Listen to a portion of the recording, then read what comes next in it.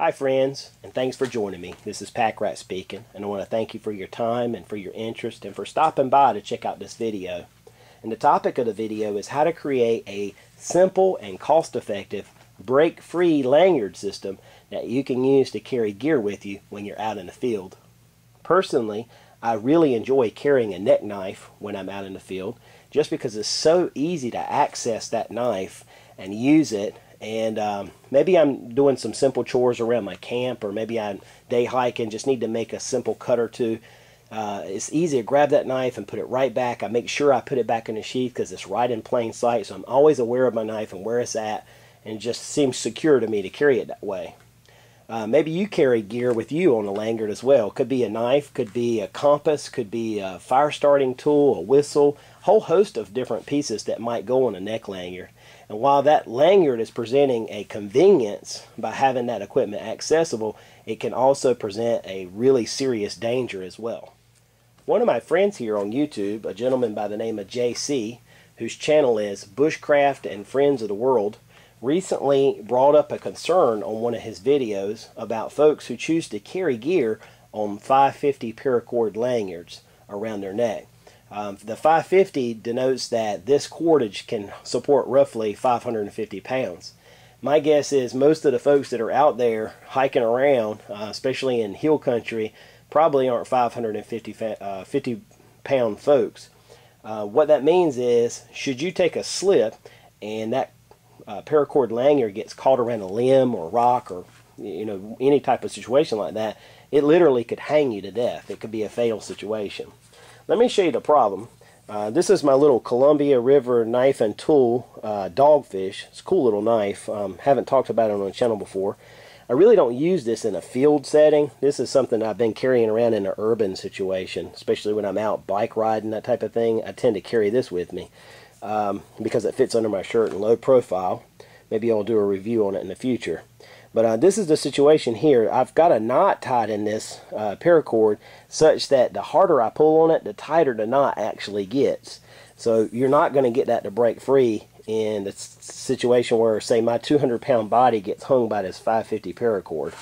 Okay, now let me show you the solution that I've used for myself, and that is I went to the camping store. Actually, I went to REI, if you're familiar with REI, and purchased a 2-pack of these little sliders, and I think they were roughly about $3.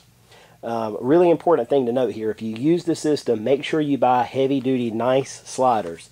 You can buy these at Walmart in the craft department. However, the quality is not quite like what you might buy in the camping supply store. These are made for outdoor use. They're made for using on backpacks and gear for heavy-duty use. So I recommend that you take the time to find those and purchase them. And they're really roughly the same cost as the cheaper ones. Some of them you might use on like raincoats, on the hood, that type of thing. These are really made for heavier setup. Okay, what I've done is taken my paracord and just run it through my sheath, as you see here. Now, instead of tying the end or joining the ends in any way, I've just run them through the slider. Now, the slider is probably really made for one piece of cord, and I had to force these two pieces of cord in there. This particular slider has a pretty strong spring, and so it's actually hard without depressing that to make this thing slide. I mean, I really have to pull on it to get it to slip at all.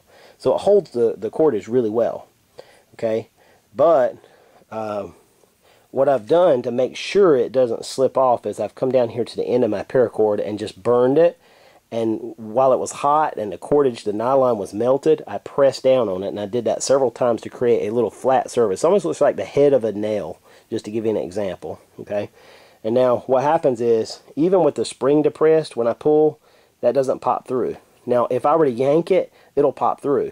And I'm not going to demonstrate that because I don't want to have to cut this cordage clean and remelt this, okay, and then have to feed it back through there. That's what I would have to do. But trust me, I tested it the first time I did it, and after yanking on it, it did pop through. Now, probably, I'd say 50 pounds of pressure will probably yank it right out. 200, my body weight, no problem. I'm going to pop free as soon as the pressure is applied. It's really simple to do, as you can see, and the cool thing is it's adjustable. So when you put your knife on, sometimes you might want it to be tight around your neck. You can tighten up on it. If you want to give yourself a little bit more length, then you can adjust it all the way down. So you can make that completely customized to you. Your lanyard don't have to be perfect right away. So as you can see, this is just one simple possibility for creating that little safety net just in case we should ever find ourselves in a dangerous situation with that neck lanyard. I'd like to thank JC from Bushcraft and Friends of the World for bringing out that question. Hope this is what you had in mind or what you were looking for, my friend. And I know there's a lot of sharp guys up here on YouTube. I'm sure there's some ideas that might beat this one by a long shot. Please do comment and share your ideas. And if you'd like to post a video response, it's more than welcome. You know, when we all put our heads together and we share with each other, we're all getting smarter together. So please do share any ideas you might have. And I look forward to talking to you guys again real soon. And until next time, take care and God bless.